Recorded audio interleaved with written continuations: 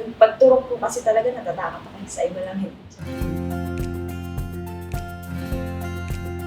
Yung family planning po na napili ko is injectable po. Pag pills po kasi, di ba araw-araw po kasi yung tinitake.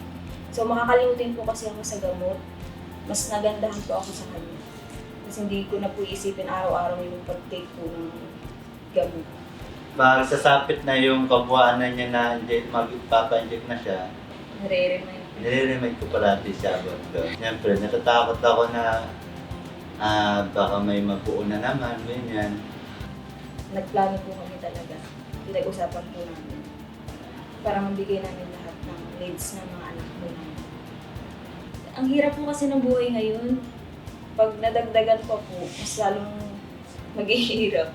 Para sa akin po yung pag-uusap po about sa family planning, sobrang halaga po talaga as a couple po.